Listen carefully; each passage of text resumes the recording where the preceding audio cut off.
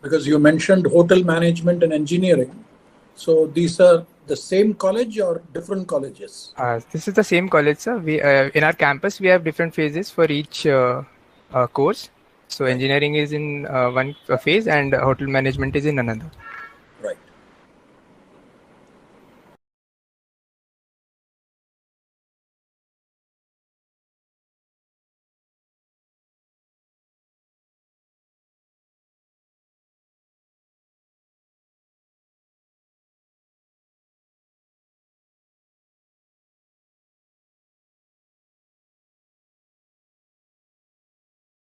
You're the head.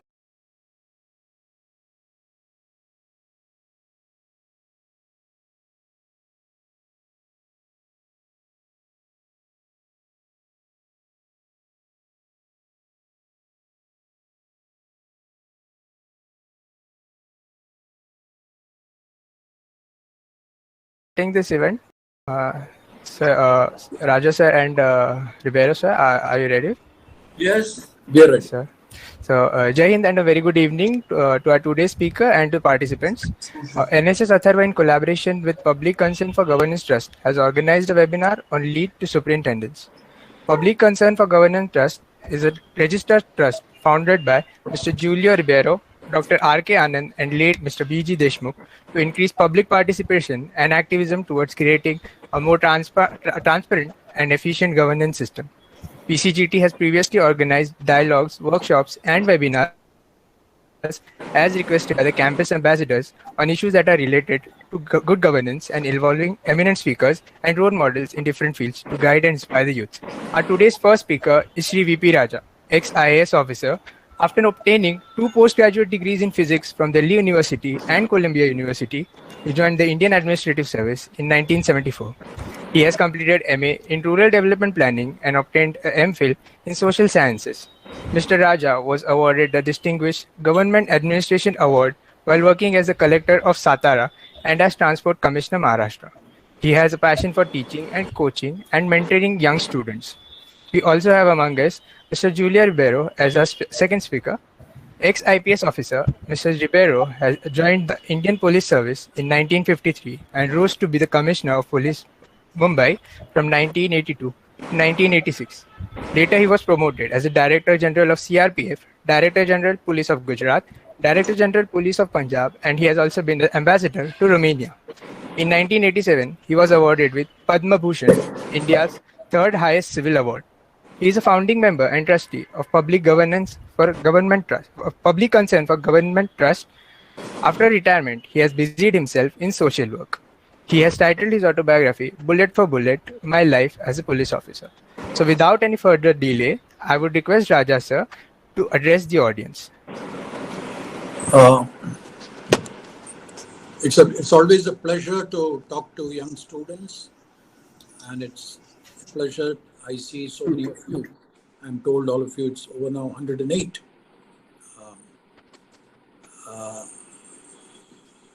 I understand that all of you are pursuing either courses in hotel management or engineering.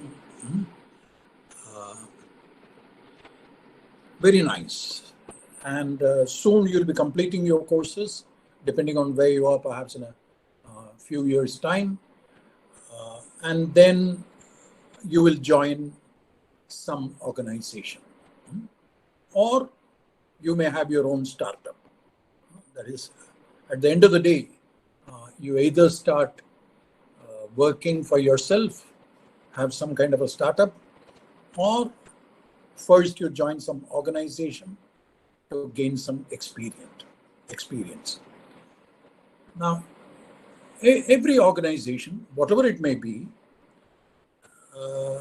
has some goal, some objectives, some vision towards which you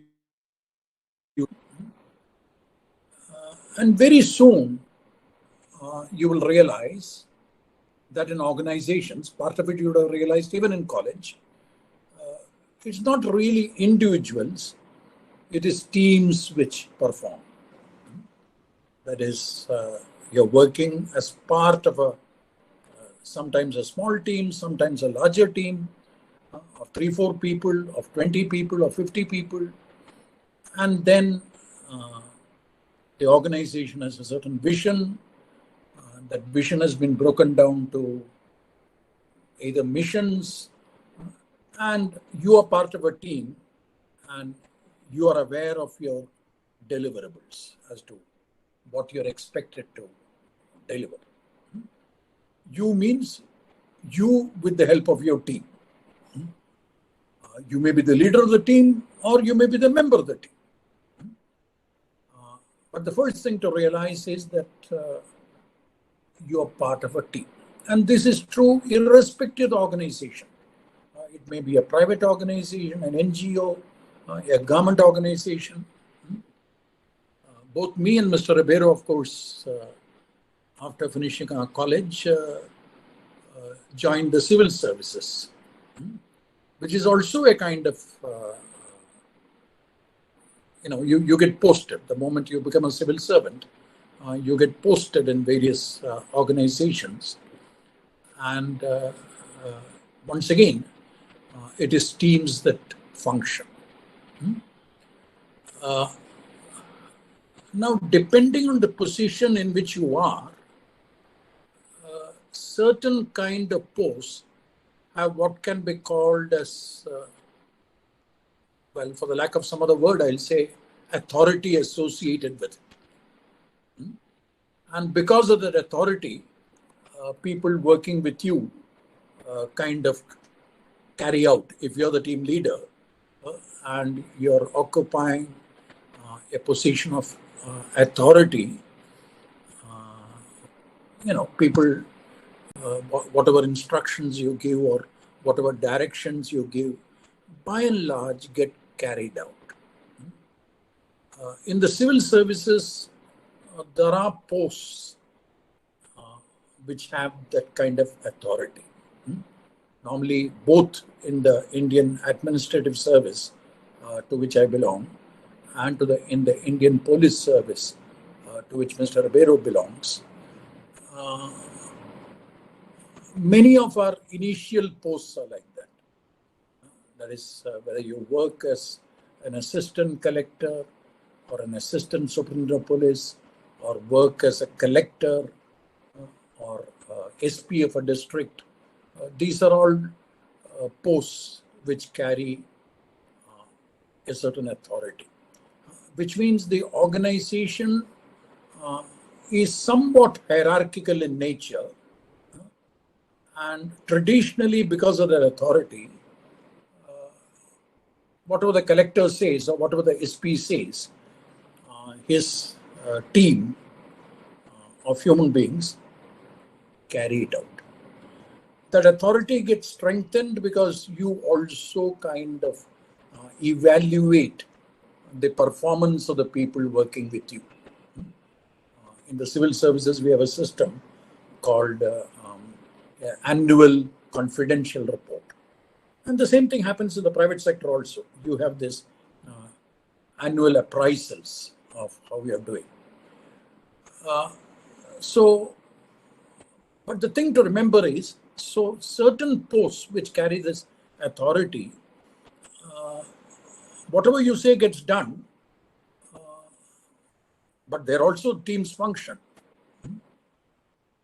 But one must also remember that there are many occasions when civil servants occupy certain positions where achieving the objectives need to be done with a lot of coordination from others on whom you have no such control of authority.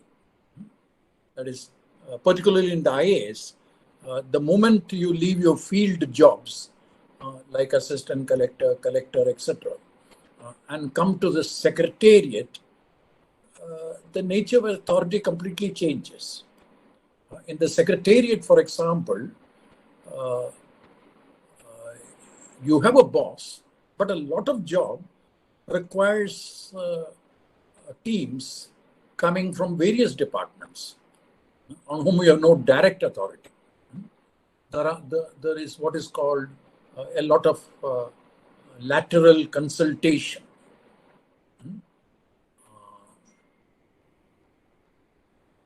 So also the functions which you do, some functions are called line functions, which means there is something to be done, you get it done. There are certain other functions in the civil service which are staff functions, where you basically advise. And decision is taken sometimes by the political executive, that is your minister, sometimes by the cabinet, which has a large number of ministers, all the ministers in the council. And many of these kinds of decisions, before they are even put up for decision, require what can be called as interdepartmental consultations. There are a lot of discussions held with groups of people where you're one of the participants and you have no direct authority over them. So you should be aware that when it comes to team building or leadership, depending on the role, not all positions carry the same kind of authority. Now, I'll come to a situation which is easier because wherever you have authority, it can be said as something, because of that, things get done easier. But the more interesting situation and the more difficult situation is where you don't have authority, but you're the nodal person to get things done by a lot of coordination and consultation and team building with people who are not directly under you. Now, here also, the circumstances matter. Normally, teams automatically work well when the vision is clear to everybody, when there is some kind of an emergency. For example, periodically civil servants are involved in the conduct of elections, elections to the state assembly, elections to parliament. And large number of people are involved in this, but the team normally delivers well. There'll be very few problems, things get delivered. Now, that's a situation where everybody understands what is to be done, even without too much communication. This second could be natural calamities. More recently, in the last 1.5 years, we are facing this pandemic. All of you are staying in Mumbai.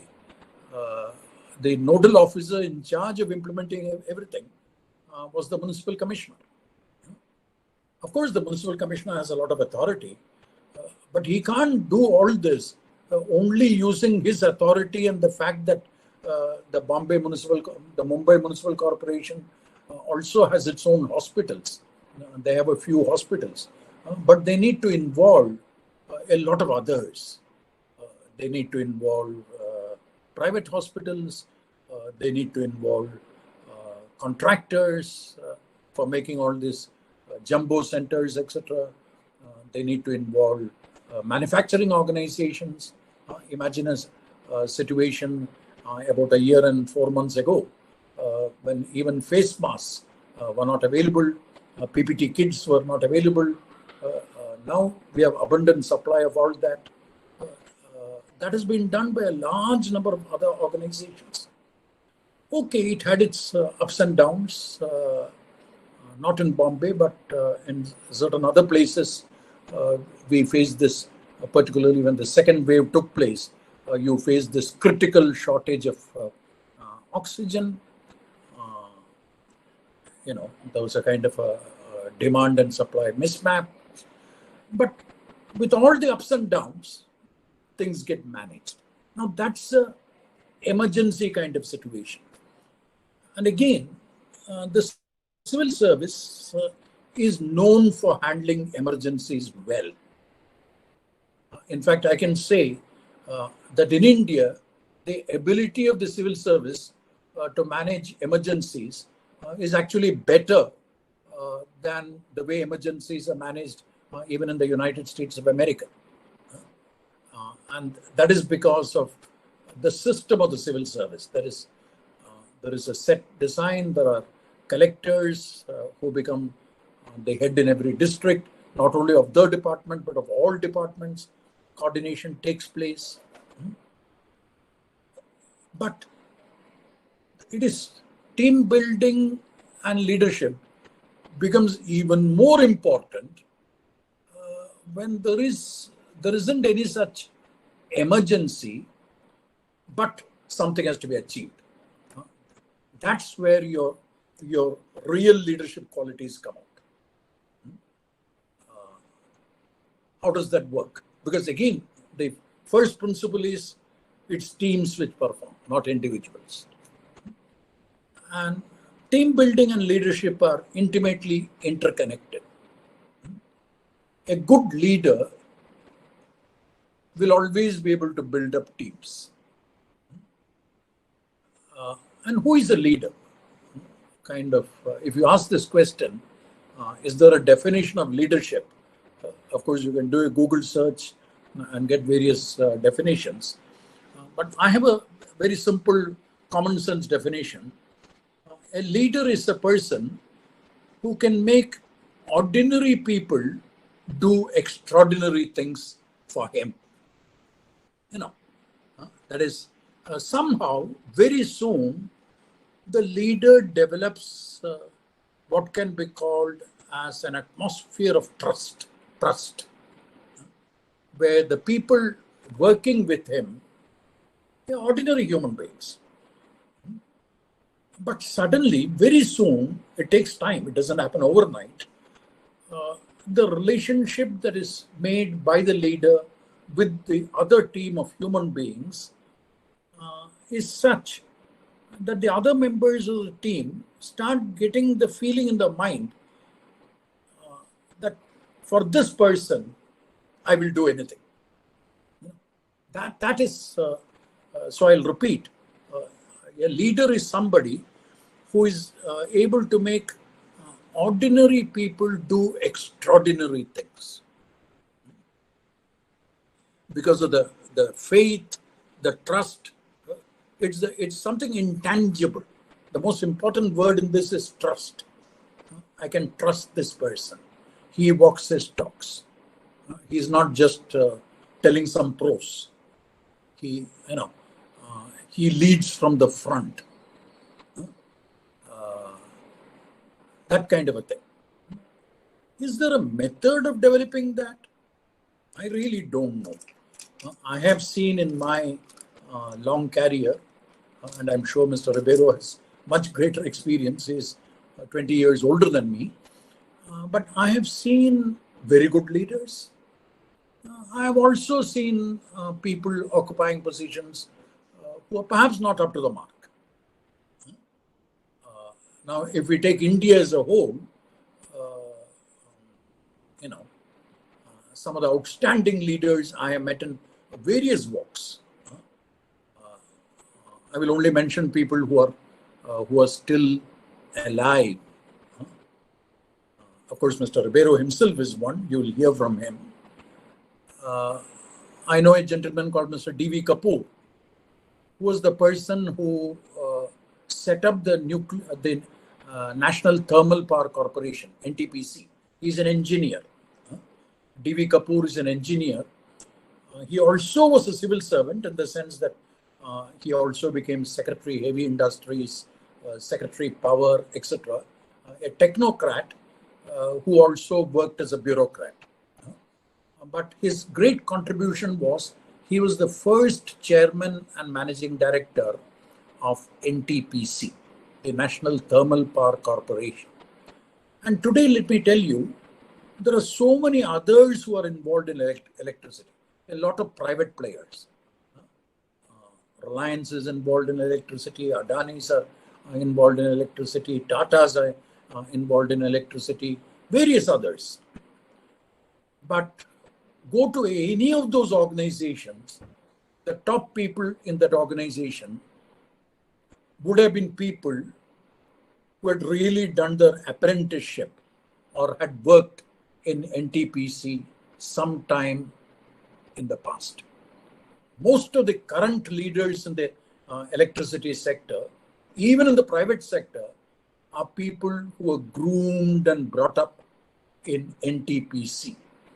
And that kind of a culture, of course, owes to a number of outstanding chief executives, but the entire culture was created by Mr. D.V. Kapoor. I think sometime after today's lecture is over, I will send a YouTube on that to Mr. Raj Barcha, and he can distribute it to all of you. Another name which all of you will know is Engineer Sridharan, the gentleman who built up the Konkan Railway, the gentleman who was involved in the Delhi Metro and thereafter various other metros. Engineer Sridharan was a civil servant. That is, he belonged to the Indian Railway Engineering Service. The Railway Engineering Service. He spent his entire career in railway engineering. And he was a very good leader. And he learned his leadership because of the way he handled emergencies. When he was a young engineer working in the Indian Railways, a bridge called the Pampan Bridge collapsed. That's the Pampan Bridge is a bridge in South India, and the moment the bridge collapsed in one of the monsoons, a lot of railway traffic got affected. And he found an innovative method of reconstructing that bridge. Some girders had collapsed. So suddenly this brainwave came to his mind that, and at that time in India, there weren't even sufficient manufacturing facilities and welding facilities to make those girders. There was only some unit in Gujarat which was to do that, and this place is in Kerala. What he did was, the local fishermen told him that, sir, even though the bridge has collapsed, only some girders are broken. The other girders are under the river. And with the help of the fishermen, he retrieved the girders and basically found that out of something like 80 girders, only 3 or 4 had really broken. The rest can be used again. And this is what is called an innovative method. And Parliament was in session. The railway minister had said that within 3 months they will do this job, and Engineer Sridharan managed to have everything ready in less than 2 months, in about 58 days or something like that. This was when he was a young railway engineer. And then he spent his entire service within the railways, and all his other work, which everybody knows, things like Konkan Railway, etc., were work done by him after retirement. But he brought new technology. But what was his strength? His strength was integrity. You know, when you work in organizations where so much money needs to be spent and so much contracting needs to be done, no human being can even point a finger at him on anything called wrongdoing. And he was always reporting to some political people, because after all, railways was part of the government of India. but he stood his, and normally in big contracts, a certain amount of telephonic interference for contracts, etc., takes place. He never succumbed to any of them. But because he delivered and his integrity was unimpeachable, to take it to the extreme, he won't take any favor. He won't take, that's an extreme, but he won't accept even a cup of tea more than what is necessary. And because of his integrity, he could build teams. He could build teams. And there have been situations when he has consciously taken a decision to award a contract to an L2 tenderer, not the L1, giving reasons on paper that no, this party from the past, even though, because contractors often use what is called a bidding strategy. Let me get the contract. After that, I can always play with it, ask for additional items, etc. No. So the beauty of Sridharan was, and this is true of all great leadership and team builders, and that is, at the beginning, I told you about what I called as authority. But something even more than authority is the moral leadership. When people trust you and you have your integrity is of such a quality that everybody works really for you. Having talked so much of theory, I'll just give one or two examples of, since the thing is about a civil servant.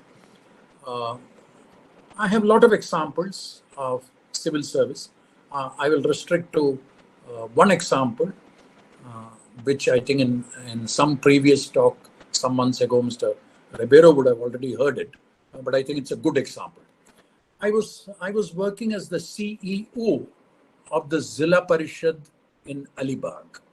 Alibag is the capital of Raigad district. At that time, I am reportable to an elected body called the Zilla Parishad, and I am the chief executive officer, and there is a president of the Zilla Parishad.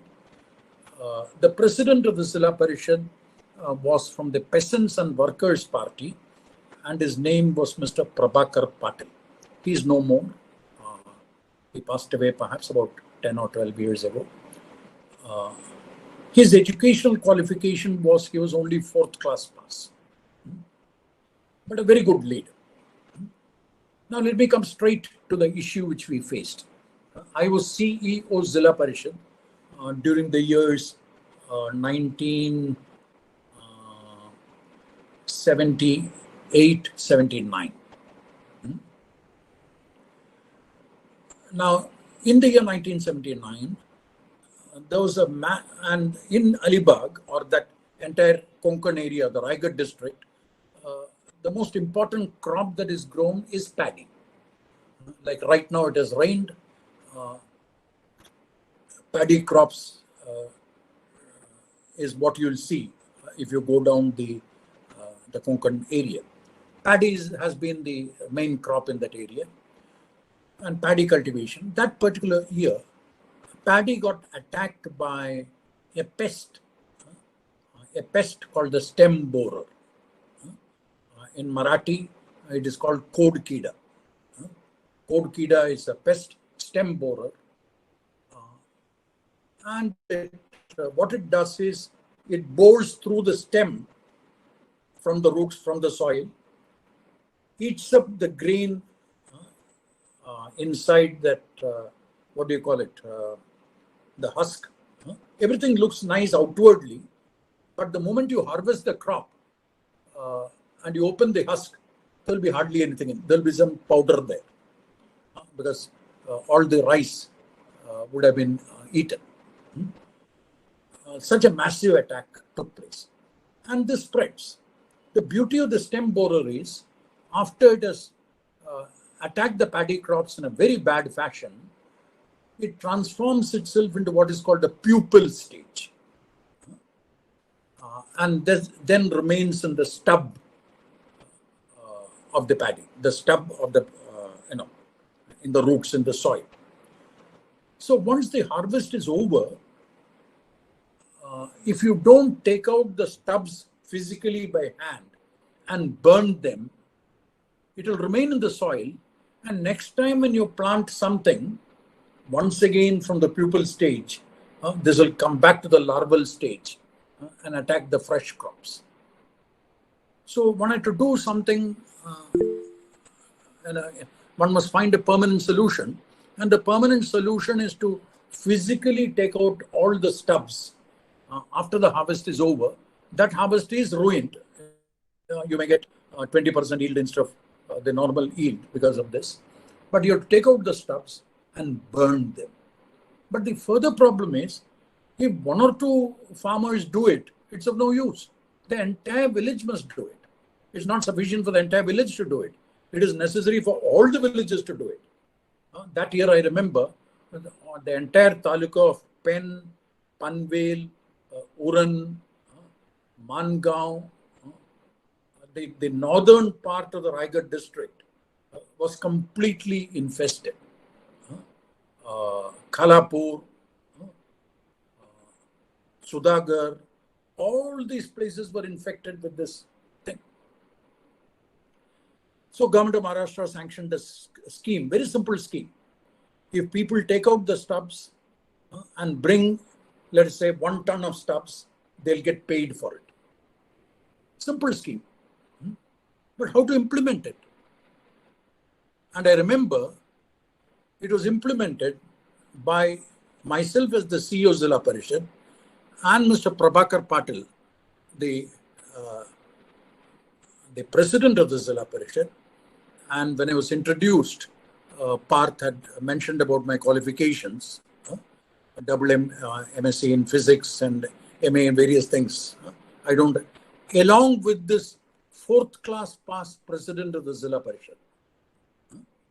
For about 6 weeks, both of us used to travel together. Either the president used to pick me up from my residence in Alibag, or I used to pick him up from his residence in Alibag. And we used to start at dawn, literally at about 6:30 in the morning. Those days only jeeps were there, in a jeep traveling together. And 3-4 other jeeps will follow us. That is our officers, extension officers, accounts people, etc. We'll go to a village. The Grama Sevak and the Patwari and all will collect all the villagers, and Prabhakar Patil will give a kind of a appeal, a speech in Marathi. The reason why everybody should come forward, and all the villagers, all the able-bodied people, both men and women, will come out, and we leave behind 1 jeep with our officers. The entire scheme has been explained. They'll have to, that same day, pluck all these things from the fields and burn it, and the payments will be done on the spot.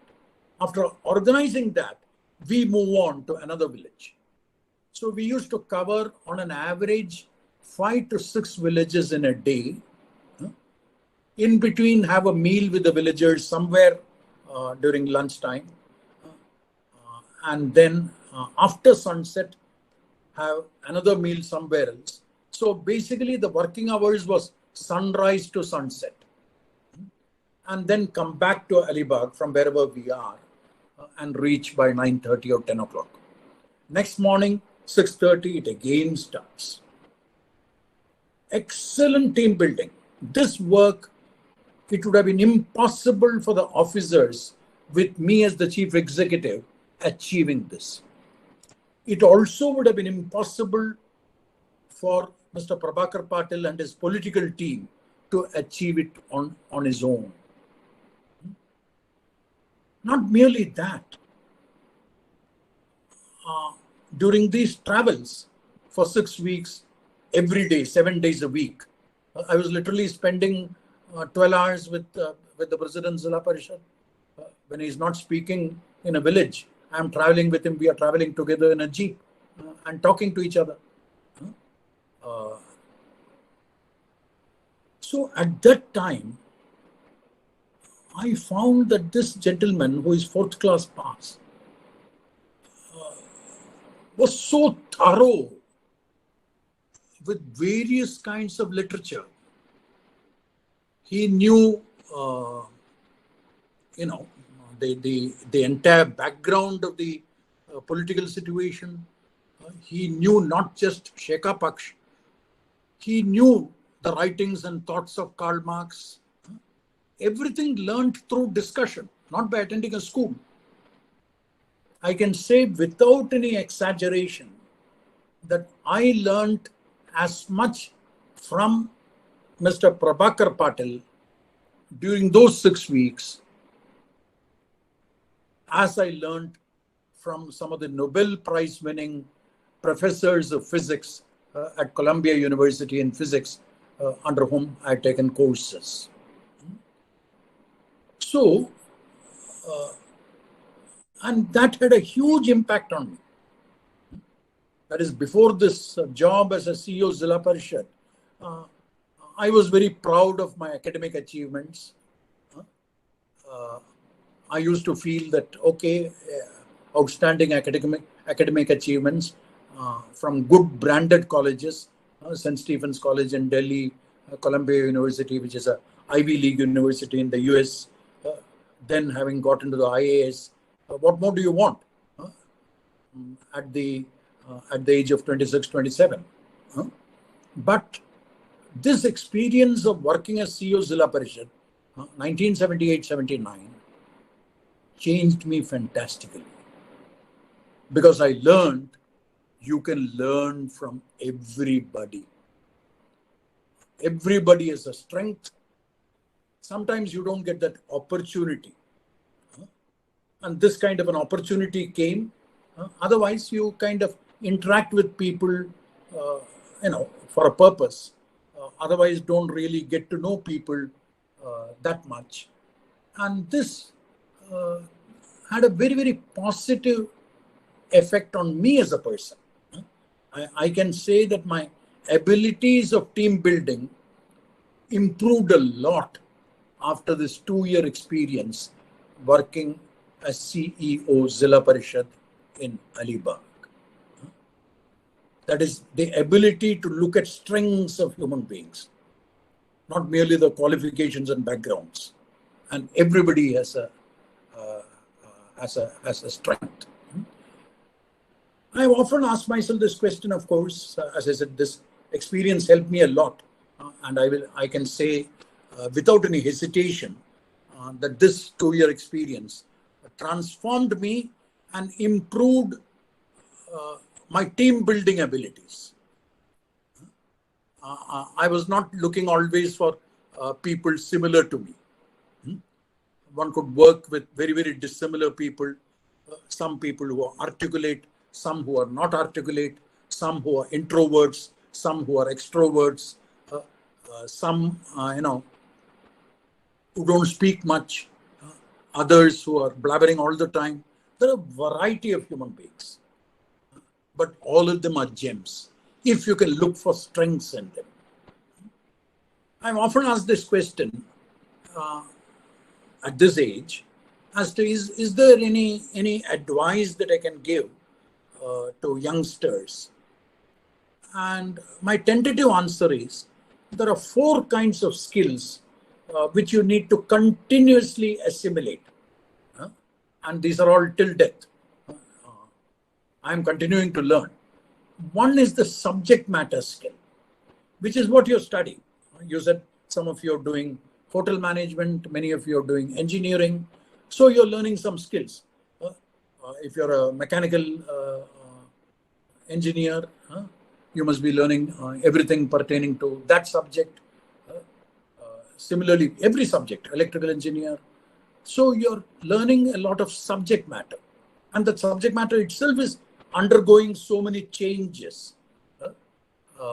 The first flyover built in Mumbai was the Marine Lines flyover. which I don't now remember how many years it took. I think it was built in the year 1959 or 58, 59 perhaps, it got completed. But I think I'm only making a guess. It perhaps took 4 or 5 years to build it. Now many flyovers can be built in 6 to 8 months. You would have seen in Mumbai so much work is going. Most of it is kind of fabricated in the factory, then brought by cranes and just placed. That is change of technology in structural engineering.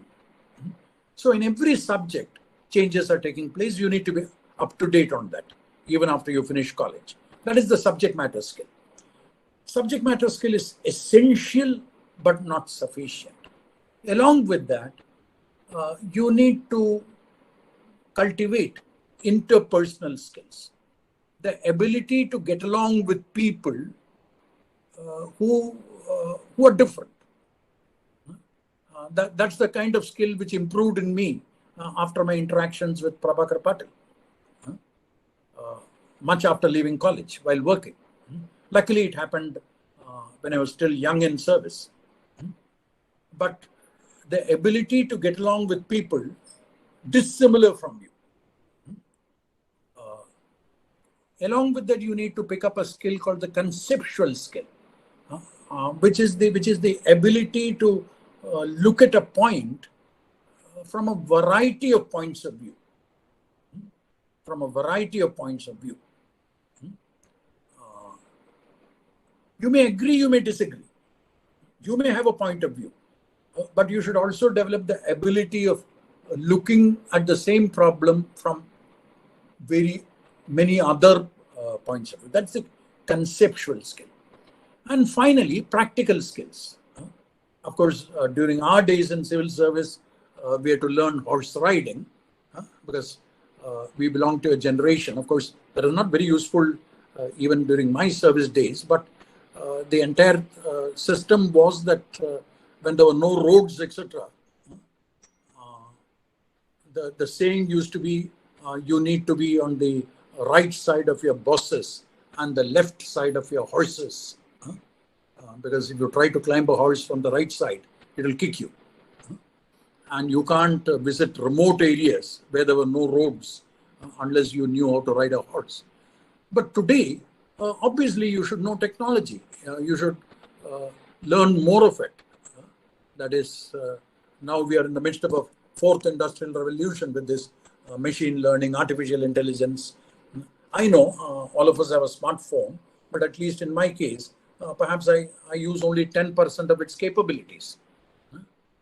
In fact, the smartphone has as much capability, or its computing power is more than the computing power that was available in supercomputers, which were used to first send a man to the moon. That's the kind of power. So one must keep on learning these practical skills, which are force multipliers. They don't kind of displace. They are, whatever you want to do, you'll be able to do it better. So I will call them as force multipliers. To repeat, my tentative advice is subject matter skill, interpersonal skills, conceptual skills, practical skills. Keep on learning them. When it comes to practical skill, I was brought up in the world when I was in college, we didn't have computers. Nobody had. In fact, when I was in college, we used to use what are called as, I was a student of physics, we used to use what are called as logarithmic tables for carrying out multiplication and division, etc. And a slide rule. Slide rule in logarithmic tables. And there used to be a mechanical machine, which none of you would have seen, called a facet machine, where you rotate to do additions, etc. And that was the kind of technology in which I did college. But as I grew up, you had this first the big computers, CDC 3600 of IBM. Then came the Microsoft revolution with the desktops and laptops, and then the internet. And also it is changing. Now, as I said, you are in the midst of this machine learning, artificial intelligence. All these are force multipliers, which will help you both in team building and leadership. But the most important thing is being a good human being. Can you learn to become a good human being? I really don't know. Thank you very much. Thank you, sir, for that talk, and thank you for an insight into the Indian civil services. And I'm sure that everyone present here was revised, if not introduced to this definition of being a leader, being having integrity in them, and being someone who can definitely make ordinary people do extraordinary tasks. Thank you for your talk, sir. And now I would like Mr. Ribeiro. Ribeiro, sir, I would like you to address the audience. Please try to keep your cameras on, and all your questions will be answered at the end of the session. Thank you. Okay. Thank you, Parth. Now, you all have heard Mr. Raja, and you have got an idea of what leadership is. He's talking about leadership, his experience in the administrative service, which is the main bureaucratic service for governance. And now I'll tell you about the police. But please remember that these principles that we are enunciating with our experience are applicable in all spheres of life, in all endeavors. Whether you are like our Raj, he wants to become in future in the what is that you want to become, Raj? This in what sphere do you want to go in? Travel and tourism, sir. Travel and tourism. The same principles will apply. Now, I will start with my own experiences. I'll give you a few experiences, and then we will go to list the principles. Now, I was appointed as in Thane, which is next to Mumbai, we had a superintendent of police, and they wanted to upgrade that to a commissionerate. And I was appointed as the first police commissioner of Thane. Now, I took charge on 1st May of 1981, and there was a collector there, district magistrate, on Mr. Sinha, and he was the person who used to hold all meetings of different departments, as Mr. Raja told you, that he, as collector, he used to coordinate the activities of all the departments of government. Now, the superintendent of police used to attend those meetings. And when I became commissioner, I too was invited. And then I was told by some officers, why do you go? I mean, you need not go, we'll send a deputy commissioner. I said, no, this is not a proper way of looking at it. I will go. And then I told Mr. Sinha that I will come for all your meetings. But if you feel that I can be exempted at any time, you please tell me and I'll send the DCP. But if my presence is required, please do not hesitate to ask me to attend. Similarly, when I took over as police commissioner of Mumbai, my own friend, very good friend of mine, Mr. Suktankar, was the municipal commissioner. And he used to have a meeting every month in his office, and coordination with the police was very important because they had to provide police for, clearing all the illegal constructions, etc., that abounded everywhere. And the DCP used to go. That the commissioner had said the DCP should go, and the DCP headquarters. But when I took over, I said, no, I would like to attend these meetings myself. You see, the main thing why I'm saying this is that you must understand what the whole purpose of these meetings are. And if the purpose of the meeting is to get a better governance system, you should not stand on your ego or on your status and things like that. People are not interested as to who is higher and who is low. Nobody is interested. They want their work done. And the best way of getting the work done is if you cooperate and don't bother about who is senior and who is junior. That is the most stupid thing to do. This is what I felt. And often happens in a district where the collector and the SP sometimes are very childish and get into this kind of spat. I never got into that. I went every time along with the flow. So this is one thing. Now, this was an introduction, but I had a meeting with my officers and I said, what really do the people want? What do the people want? I mean, this is a new experience for them, having a commissionerate. So then they said that we had a discussion and we said, I think the main thing the people want is that these antisocial activities like liquor, breaking the prohibition laws, not the consumption, but the people who supply, the people who manufacture, and then the gambling activities, where you have big gamblers also breaking the law very openly, and the prostitution, where you have big brothels, where particularly the private ones, which are a nuisance to people staying in that building. So all these things, we said we will go after it. Now, going after it is a good decision, but how do you implement it? And as Mr. Raja just mentioned, you have to take your own people along. You have to take your own people along, and you know who are the people who are involved in such activities. You have to take them also along. And how do you do that? Now, at that time, the police unions were very, very strong.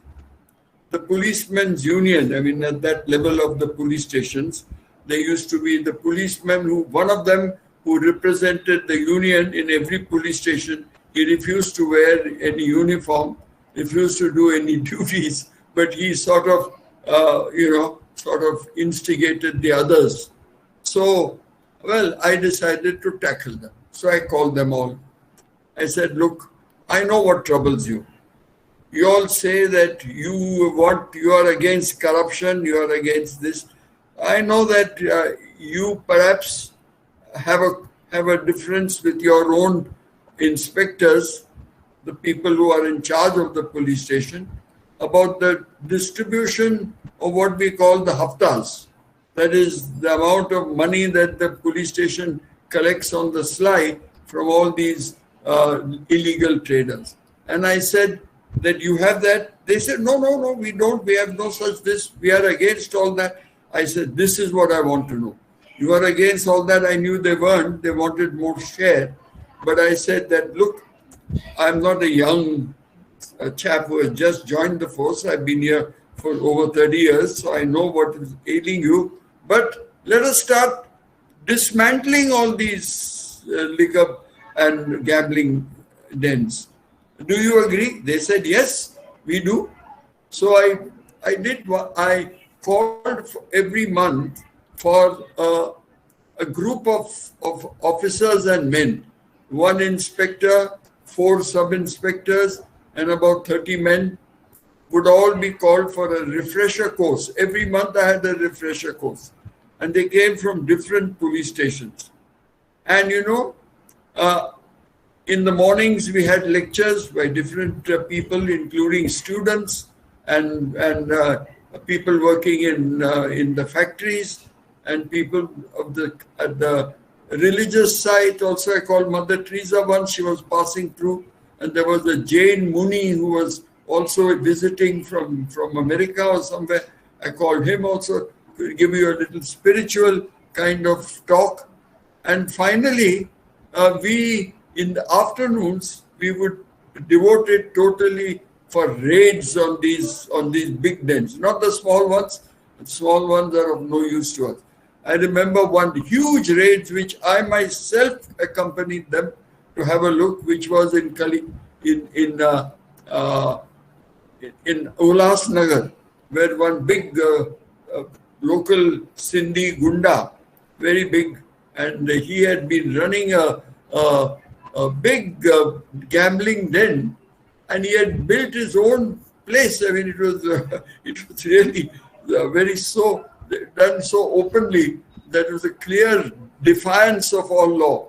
And so we suddenly raided it, and we were taken there by one of these policemen who had worked over there but was not any longer in that police station.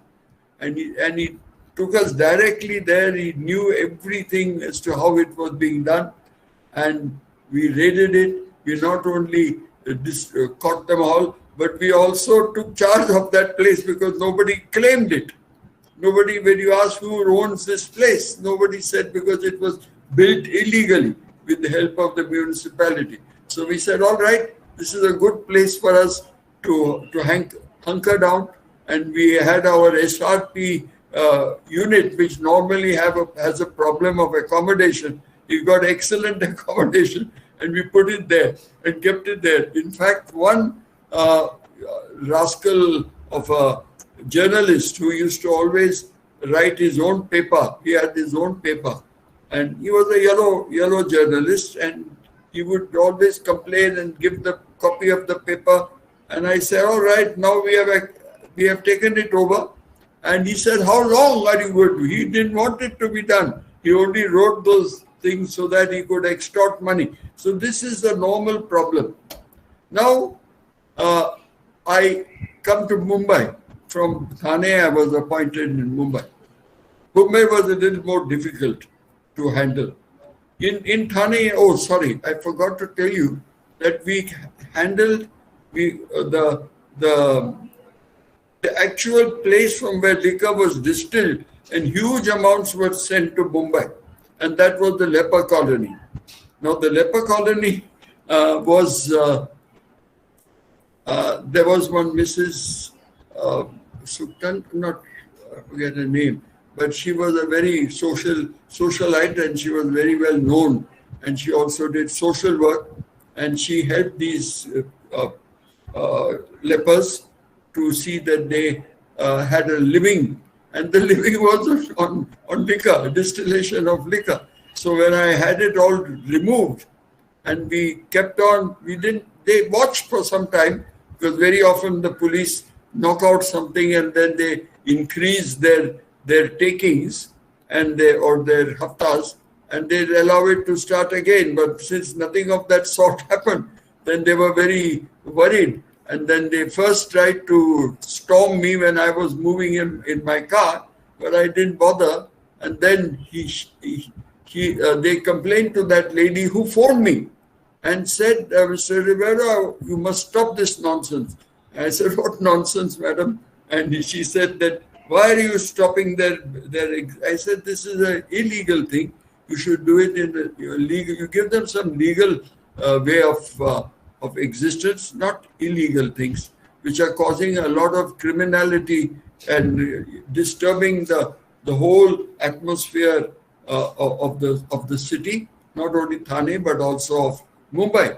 So she said, I will talk to the chief minister. Mr. Antule was the chief minister. So I said, yes, madam, you talk to him. And if I get in writing from him that I should permit it, then I will permit it, but then I want that in writing. So fortunately, of course, she was not going to give any such thing in writing, and the matter was solved. Now I go to Bombay. Now, just before I left Bombay, one of the reasons why I was shifted out and sent to the railways, that was a midnight survey of all these joints, which Mr. Antule had conducted along with one MLA from the Shiv Sena, who is no longer alive, and he took him round, and Mr. Antule phoned me and said I should be present. I didn't know why he wanted me, but he called me at 9 o'clock at night at his house, and he was having his dinner at that time when I went. And I was sitting in his waiting room, and finally I saw that MLA coming in, and I saw there's something happening. And the MLA went in straight into his dining room, and they both came out together. They sat in a car, and I had to ask to sit in front and with the driver, which I did. And then we went along, and they showed this, they showed that, they showed this. And they said, look, what is happening? And I was myself surprised. It was all so openly happening. So open. I was not the commissioner at that time. I was the in charge of the crime branch. And I didn't think that I should interfere with that for different reasons, which I don't want to spell out here. But I didn't want to clash with my own boss. So I just kept out of all that. But I didn't know it was so bad. I really did not know. And then I swore that if ever I became commissioner, that is the first thing I would tackle. That is the big Nala in Matunga, in the Sion Creek, where it was being openly done. You know, the fires you could see coming up. I mean, all the battis. And there were a number of them. We couldn't count the number of battis. And I brought, when I first came, my own minister, this Minister of State, was Shrikant Jijkar, a young man and a very straightforward person. And I said, sir, we will tackle this. And he said, yes, let's do it. And he, in fact, accompanied me after the whole thing was done to congratulate the young people, because we use recruits. We should not really use recruits because they have to do their studies. But once in a fortnight, I had one batch of recruits. So their turn came after another fortnight. So that with constant this, we knocked out. They found it uneconomic to continue. And that there was no battis in Sion Creek after that. And that is the promise I had made to myself. So which really shook up the people who were in this business. And so the main thing is you get them to all act. How do you get them to act? And Mr. Raja has given you some of the principles. So one principle is that you take along everybody, even those who are involved in this, in your staff who are involved. You have to get around them. You have to get around them either by convincing them, or if you don't convince them, to circumvent them, but pretend that you do not know anything, but they are all part of this. So they get a little put out, but they have to, you are the boss, and they are not going to go against you. So they come along with you to do some things which they would not like to do, but they had to do it. And I think this was, you have to watch the strengths and the weaknesses of all your officers and men, and you use their strengths. Don't bother about the weaknesses. Try to ignore them, or if you cannot ignore them, try to correct them in a proper way. Suppose they said, get rid of all the badmashes, you probably would not be left with too many people to work for you. So the best thing is to get them all along and make them change. I can tell you that when after 3.5 years, 3 years and 3 months rather, when I left Bombay City and I was going on my way to Delhi, they came to the airport to see me, a dozen of them, senior inspectors. I didn't know they were coming. Normally after you are transferred, you are forgotten. But they came there and they said, look, sir, you restored our self-respect. That was one thing that I was really amazed that they talked about. And I said that you appeal to people's self-respect, and then that would be one way of tackling this problem in the police, because one of the biggest problems is corruption. Now, let me tell you about the way this corruption goes through the roof. You have seen now this case that is going on with the old commissioner and the old former minister. But the main thing is in transfers and appointments. This is the biggest place where corruption starts. And that is, how do you tackle this?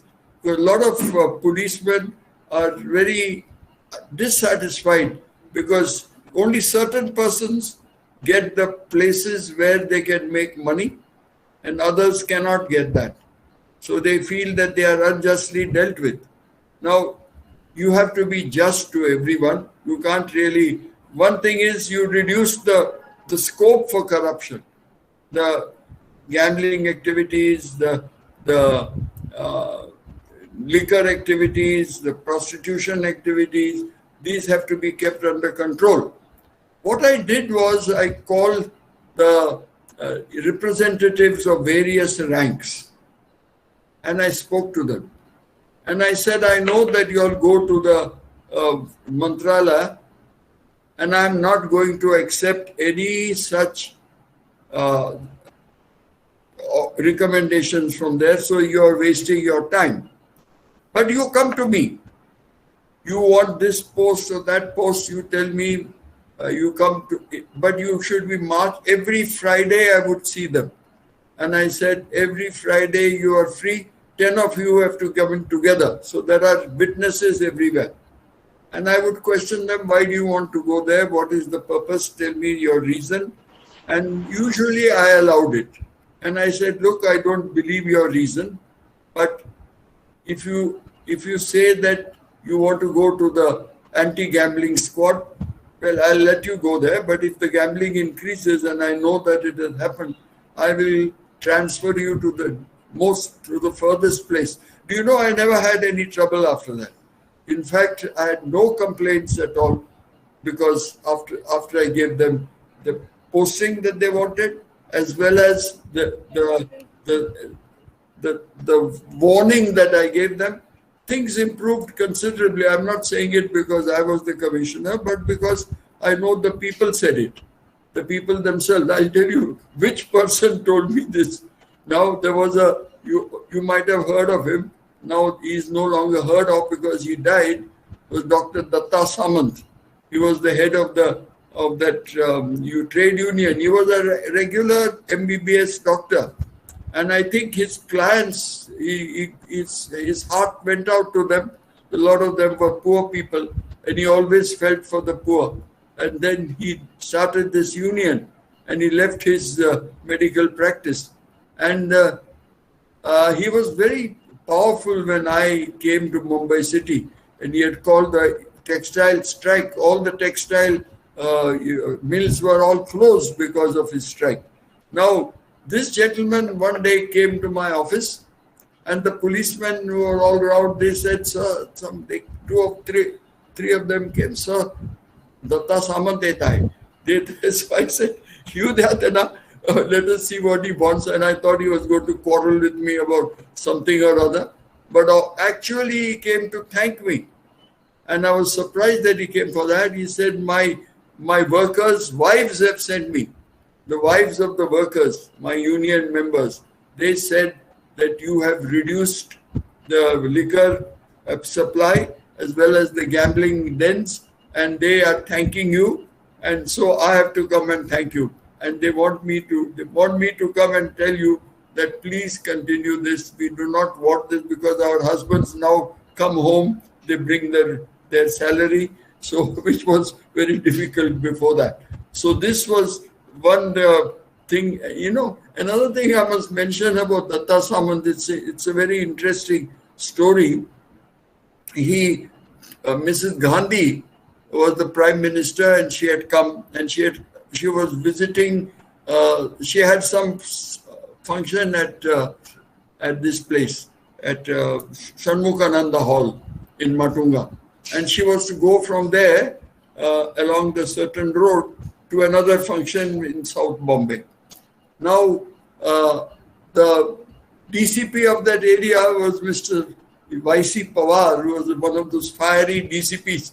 And he came to me and said, sir, we should not allow this. We should not allow Datta Samant to come with his black flags. He wanted to show black flags to Mrs. Gandhi and also shout, and he said he would go completely berserk and he would create a huge problem for us. So I said, well, let me come. So I went to the police station and I summoned Dr. Datta Samant, and he came and we had a talk. And I said, Doctor, I understand that in democracy you are entitled to show your black flags and protest, and you please, but she is also the Prime Minister of this country and she is also entitled to go to her next function along that way. So we can do both things if you agree and not create any problems for me. If you do, then of course we have to clash. And the clash would not be good for me, not for you. But see, I'll give you half the road. You can keep your people there. They are not to, they can shout and show the black flag. They are not going to throw any stones or do anything like that. Otherwise, you will come and clash with me. So he agreed to that. And my DCP, who was a very vociferous person, he said, sir, he will never keep his word. So I said, I've decided to take that risk. Let me see whether he keeps it or not. Do you know that 2 minutes before Mrs. Gandhi passed by that way, he had already gone away. He didn't even show his black flags. He just went away, and people were absolutely surprised. But they were going peacefully with their black flags along. So she has seen the black flag, but no slogans, etc. So that was how, incidentally, this was one story I wanted to tell you. So finally, to talk about the main principles of leadership. Look, if you have a good leader of any organization, that organization is bound, if it is a commercial organization, to make more profits, to do better. If it's a government organization, to deliver better to the people. And the police force has to deliver security, a feeling of security in people, increase that security. And I feel personally that it happened because of all the fact that the whole force was with me. You know, when I afterwards was transferred, and I had one of my jobs was, for 6 months, I was Special Secretary in the Ministry of Home. And the IAS officers of Rajasthan, they invited me to their, like we have Yashoda, we have a place where people are trained. They have one there in Mathur. There's something called the Mathur, something named after one Mr. Mathur. And they invited me to speak to the young IAS officers who were working in Jaipur. And I went there, and they wanted to know from me how I managed to ensure that the transfers, that there was no interference from the politicians in the transfers and appointments in Mumbai city. I said, simple. I had the people on my side. I had the force on my side. So with the force and the people on my side, I don't think the government could do much about it. If they wanted to shift me, they would find it very difficult, and at least they would lose a lot of points. And that is what you should do. And to ensure that, number one, you have to practice what you preach. If you say that you should not take bribes and not to do that, first of all, you should not get involved in such matters. If you do, then they will never believe you. That is, so your credibility has to be high. Similarly, when dealing with the public, if you are just, if you deal with their things justly and tell them why you cannot do what they want, even that would at least establish your credibility. So once your credibility is established, then they come and respect you. And that is what you want, that you want them to believe you. And you will be believed only if you do what you say, not if you say something and do something else. Now that everybody knows. And I tell you, in a police force, which is a uniformed force, every policeman down the line knows exactly about his boss. He knows exactly what he's doing. If you have a quarrel with your wife, even that they know. They immediately come to know, because through the orderly or through somebody, they will know, this fellow fights with his wife. So this is the kind of, there is no way of keeping any secret from people. And why should they be kept away? Because you are a public servant. You are supposed to serve the public. You have to be a servant. And the service means you are a servant. And if you behave like a master, then naturally that is the first point of confrontation. You are going to confront. They might not say anything because you have got that uniform and you are sitting in high office, but they will never respect you. They will be wishing after you go, well, that's the end of you. And so a good leader can really transform that whole department. You will see how it works. It's much better when the leader is himself a good leader who does not indulge mainly in corruption himself or telling lies and things like that. This is the main thing. You practice what you preach. You take. Number two, you also do not please take the credit for somebody else's work. You are the leader. Finally, you will be the depository of all the good work. It will add up to your reputation. But first, if a person has really done some good work, please say so and say he is the person. For example, Mr. Pawar, who was the DCP, he had himself gone and ensured. I had given him that task and I supported him totally.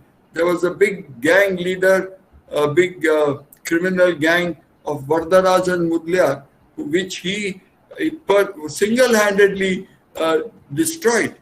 And that was his, in fact, when I was in Delhi, I ensured that he got the police medal for that. And the Home Secretary, fortunately, was from Maharashtra, Mr. Ram Pradhan, and he immediately agreed and added his name. And he said, yes, you are right. So this is how a leader should, he has to establish his credibility. He should be just in his dealings with everybody. And that will immediately be tested in the way you transfer people, in the way you this. And you know about the transfers, as I was telling you, this was the big thing that troubles them. I told them these are my principles. If I go against these principles, you are free to come and ask me why I have done that. Because then I should be able to answer you. So this is how I tackle my own. I never had a problem with getting orders from the top saying that you post somebody. Mr. Antule tried it once with me. He said he wanted some inspector to be appointed in Kalyan. So after 2 days, I replied to him, sir, I suppose I have to follow your orders, but please do not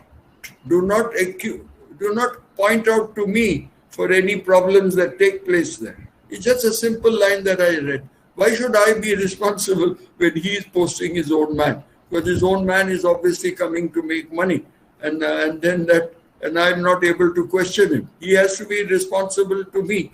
If he's responsible to the chief minister, then the chief minister should take that responsibility.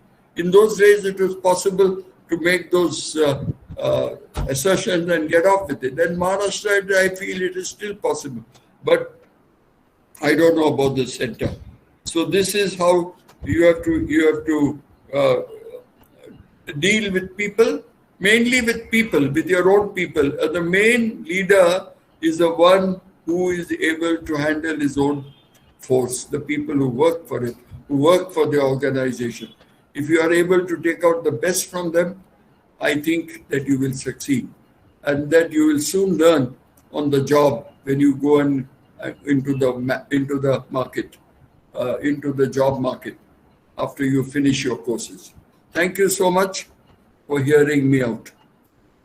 Thank you, sir, for that inspirational talk. And from your life, you also learn the importance of a good leader for any organization to thrive. And also, best compliment is getting to know from the people affected that they are no longer facing troubles thanks to your efforts. And you have definitely inspired us to be just, honest, and give credit where it is deserved. Thank you for your talk, sir. We are open to questions now. You can post them in the chat box.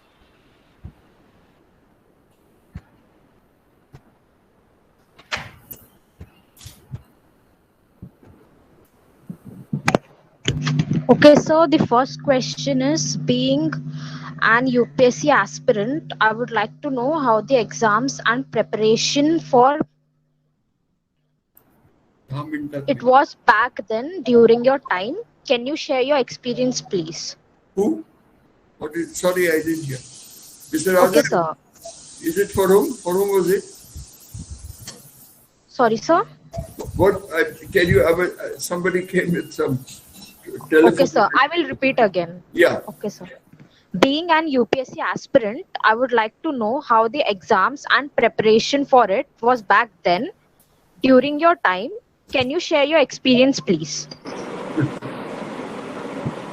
Raja, shall I say mine first? So, Yeah. So, what is your name? I forgot. Who asked the question? Sir, the question is asked by Tanvi. Tanvi. So, Tanvi, if you are an aspirant for the All Indian Service, I think that nowadays I hear that people join some courses which, our former IAS officer from Maharashtra is a good friend of mine. He runs his these courses for people in Maharashtra. He's very keen on getting them into the services. He's at this moment something happens and I don't get the yeah. So, but there are in our days we just appeared on our own. I never went to any coaching classes. I didn't hear about any coaching classes. We just appeared and that was it. We studied. For example, I went for 4 months to Goa to my mother's mother. My grandmother was living alone in the village, and I remembered it was in the monsoon time. And in Goa, it just rains and rains and rains. There's nothing else but rain. And my grandmother was happy to have me there, but then she wasn't happy because I was only studying. And she said, "Come and talk to me sometimes." And I said, "Grandmother, I've come to study." Anyway, so that was what I did. I went, studied there, came back, appeared, and got called for the interview, passed the interview, and I was selected. That is it. But nowadays, it's much more refined. I mean, they go to these coaching classes. Some coaching classes in Delhi, for example, are supposed to be extremely good. And and a lot of people from the rural areas also are now getting into the civil services. Nowadays they only accepted English as the vehicle of reply. But now you can reply in Marathi, you can apply in Gujarati, all your vernacular languages, and even the interview is also taken in those languages. Yeah. Mr. Raja, you would know better. Thank you, sir. So Sir, you're muted. okay. Raja, sir, you're muted. Yes, I am unmuted. Now you can hear me? Yeah. Yes, sir. The scheme of exams have undergone a change. So you'll need to check up with the, you can do a Google search on UPSC syllabus. And but during my time, the scheme of exam used to be, we had to appear for 3 compulsory papers that used to be general knowledge, and general knowledge basically meant or included current affairs and Gandhian studies. That is, one needed to know about the works of Mahatma Gandhi. That was general knowledge. Then there was general English. And then you had to write one essay for 3 hours in English. These were the 3 compulsory papers. Then you had to select 3 papers at the level of undergraduate syllabus in an Indian university. So, and the subjects were such, in those days when I wrote the exam, things like medicine, engineering were not, subjects allowed. It used to be various liberal arts subjects, science subjects, etc. And the scheme was such that you necessarily had to pick up one subject which perhaps you are not studied in college. For example, the subjects which I had studied in college was physics. So I remember taking physics. Then I took philosophy and European history. Philosophy and European history I had not formally studied. That is as part of my degree. So 3 papers. Then only for the IAS and the Indian Foreign Service, you had to appear for 2 more papers, which were called higher papers.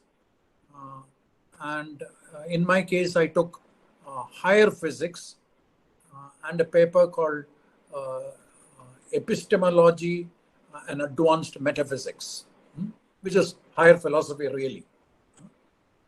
So 8 papers you had to clear, and then after clearing them, you get called for interview, and you had to you have to get a certain minimum marks in the interview. That was the system in 1973, 74, etc. But now it has changed. I don't know the exact scheme now, but there are lesser number of papers, and all marks are added together, including interview. You don't have to pass separately in the interview. You can write in any of the Indian languages. There is an English and general knowledge paper, but I think the English is perhaps a qualifying paper. I don't know. So for the current syllabus, you'll have to check the thing. It is true that I didn't go for any coaching, etc. But during my time in Delhi, there used to be a very, very famous coaching institute where many students used to go, called the Rao IAS Academy. That is the thing. Some people went for that. That in short is the answer. Thank you, sir.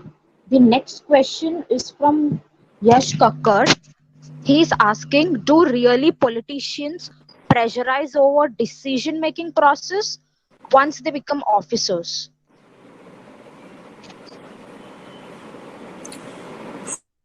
You see, please remember, in our system, the politicians have a role.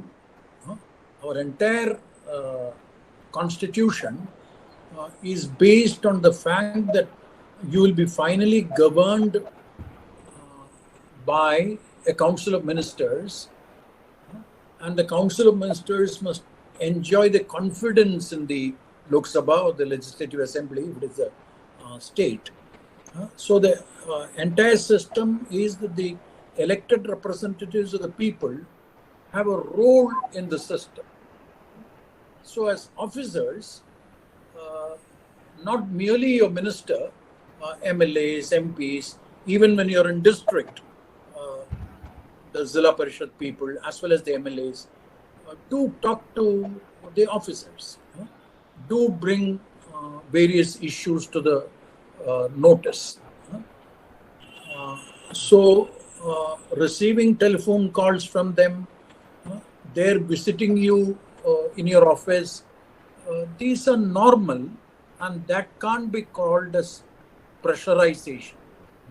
You must understand the role. It becomes pressurization when they insist that you do something which they have brought to the notice.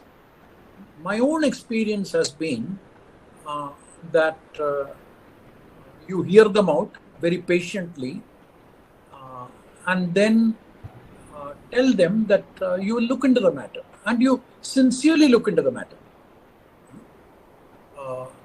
And they get to know, since a number of people meet you, over a period of time, the politicians know you.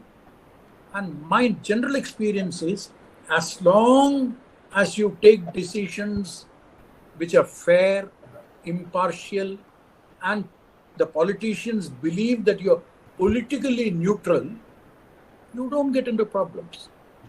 You get into problems if you get associated with a particular political party, or you create an image that you're not politically neutral. Otherwise, that is but for that you have to do your homework well. So I have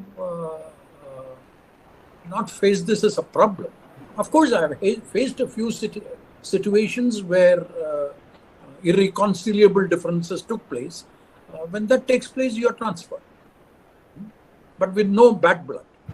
That is, everything is, interpersonal relationships are not spoiled, because they also know that you couldn't have done it legally, but they had the political compulsions, so to say. But in my about 40 years of service, I have faced these kinds of irreconcilable situations, to be very precise, only twice. In all other occasions, there is a give and take. But people who complain of political pressurization and interference, in most cases belong to two categories. One are officers who don't apply their mind, who are not willing to do the homework on an issue and explain the situation. Second is officers who have already compromised on political neutrality. I hope that answers the question. Thank you, sir. We are done with questions. Now I would like to proceed to the end of the event. Jai Hind, everyone. On the behalf of NSS-ATHARVA, I humbly thank Julio Ribeiro sir and VP Raja sir for making this event magnificent. As discussed, sir has explained every organization has some good vision. Moral leadership is much more greater than authority, and team is always important. In a team, we work as a team but not as an individual. Even education is not always important for leadership skills. A good leader will always be able to build up team. Good leader will always make ordinary people do extraordinary things. Even we discussed about the 4 skills. First, subject. Second, interpersonal skills. Third, consensual. Fourth, practical skills. And both the speakers had discussed about their experiences in the civil services, which had greatly inspired civil aspirants. And so, grateful for your that you had taken time out of your busy schedule for helping to have sessions. Further, I would also like to thank the participants, especially JSC NSS volunteers and other participants from various different colleges, for attending this session and making this event a success. Thank you. Thank you very much. Thank you. Thank you, sir, for your time. Thank you very much.